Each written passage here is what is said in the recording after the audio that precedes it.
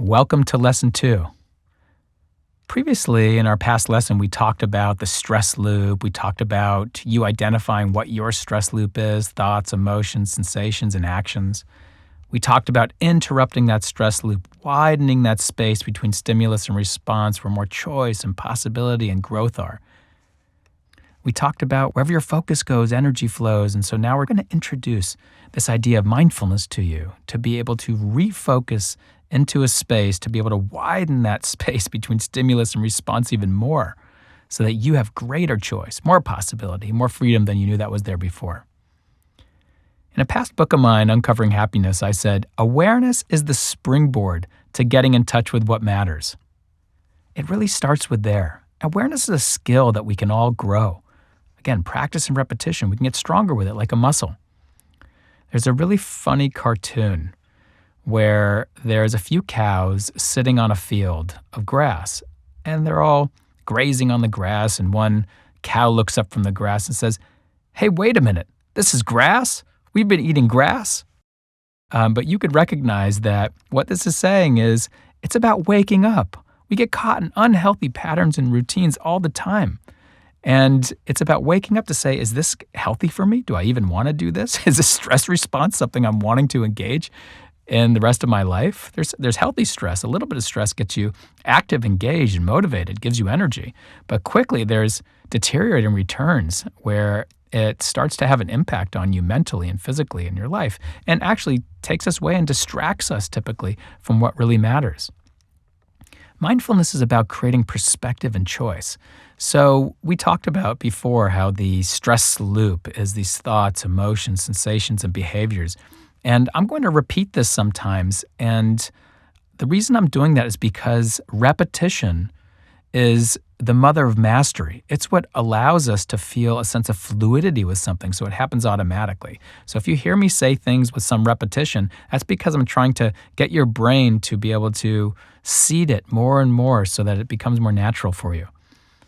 So what mindfulness does is it allows us to take a moment to get some space from that stress loop that's happening.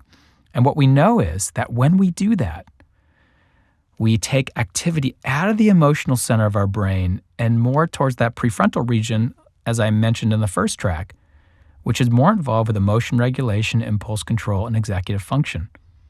So as we're able to name the stress that's there, we're more likely to be able to tame it. And we're more likely to be able to get that space so we realize what's the best way for me to relate to this, or what's most important for me to focus on, or maybe even what do I actually need right now.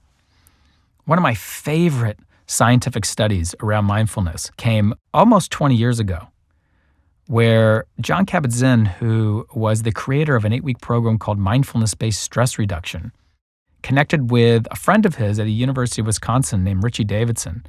And they put a biotech firm through an 8-week mindfulness program. And what they found was that in doing this, there was a shift in activation to the left side of the prefrontal cortex. And you might say, yeah, so what? What does that mean? Well, the left side of the prefrontal cortex, remember the prefrontal cortex is behind your forehead. It's involved, again, with impulse control, executive function, emotion regulation. The left side is what lights up when we're approaching things, and also where we feel positive emotions, where it lights up when we're feeling positive emotions, and also has been associated with resiliency. The right side is more negative emotions when we're trying to avoid things in life. Not one side is necessarily better than the other, because we do have negative emotions, and they're there for a reason, and we do need to avoid things in life. But with mindfulness, what we're doing is we're approaching, and we're creating the space for more positive emotions to arise. There was less activity on the right side, more activity on the left side. They also saw other wonderful results like stronger immune system response to flu vaccines and increased energy and improved mood and less anxiety. And it makes sense. When you're able to come home, when you're able to take a deep breath, when you're able to be present to what's here, you're more in the driver's seat. There was another beautiful study that came out at UCLA a number of years ago where they took people and had them pay attention to some slides in front of them. And one was a slide of a woman making a face where she was really frightened and a man with a facial expression who was really angry. And underneath those pictures, it said Jane and Dick. And when they hooked the participants up to the brain imaging machines, what they found was that that group showed a lot of activity in the emotional center of the brain. So then they took another group and they showed them the exact same pictures, but this time with no names underneath them. And they asked them, can you just tell us what they're feeling?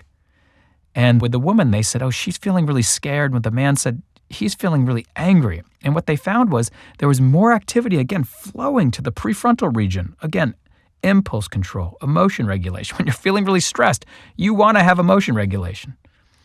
And so, that was a really important study that really was the neuroscience behind Name It to Tame It. So here's a tip I want to give you. When you're working throughout the day or you're just living throughout the day, I want you to be able to name how you're feeling. Bringing more blood flow to the prefrontal region, bringing more mindfulness to the moment. And in this, we're just naming, how am I feeling physically? How am I feeling emotionally right now? Where do I notice the emotions in my body? What's the quality of my attention? Just name those three things. Grounding into the moment. How's my body feeling? What's here emotionally? And what's the quality of my attention? We're going to do a practice right now that's going to be about interrupting the autopilot of the moment, steadying our minds and grounding to the moment. So this is something I call ACE. Awareness is what the A stands for. That's where we're going to do this mindful check-in piece. C stands for collecting our attention onto the breath. Here's where we'll just notice our body naturally breathing. So just follow me here. I'll guide you through this.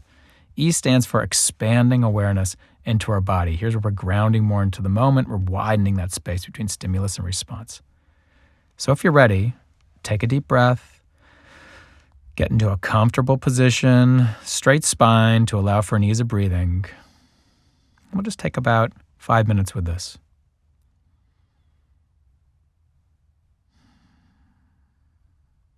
So beginning to become aware of your body, the positioning of your body, and also how your body's feeling right now.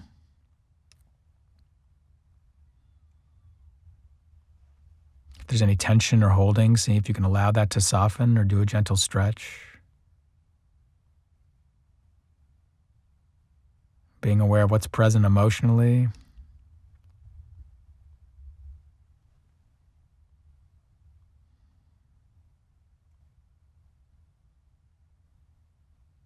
And also the quality of your attention. If your mind is cluttered and distracted, just take note of that. Gently bring it back. Notice how your body's just naturally breathing.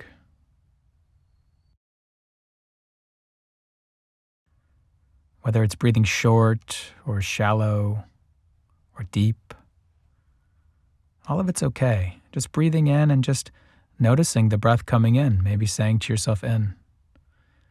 Breathing out, just noticing your breath going out, maybe saying to yourself out.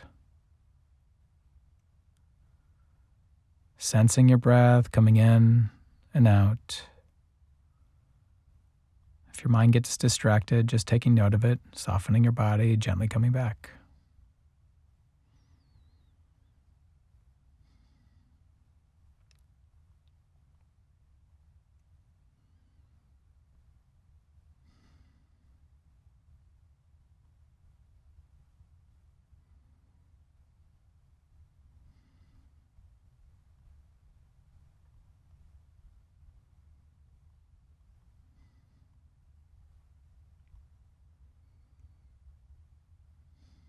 Now sensing your whole body here. So expanding just from the breath to feeling your whole body here. Breathing in, notice how your whole body slightly expands or rises. Breathing out, how your whole body slightly falls or contracts. Feeling the sensations of your whole body present, alive. And with all that's here, just letting it be.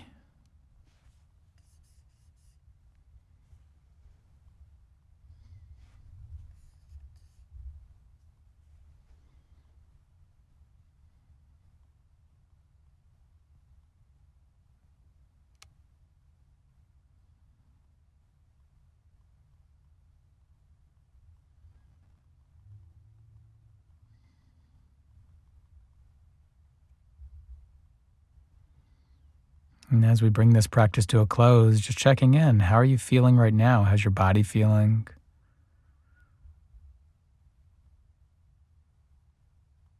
How are you feeling emotionally? Maybe you're noticing a little bit more space that's there. Maybe you notice that your mind was really busy throughout this whole experience. And if so, that's normal. That's natural. Remember, this takes practice and repetition like any skill. So just keep bringing yourself back to the practice, knowing that you'll get better and better at it as you go. It's almost like you're memorizing a procedure. And seeing if you can also bring it into your day. So when you're ready, move on to the next track, and I'll see you in there.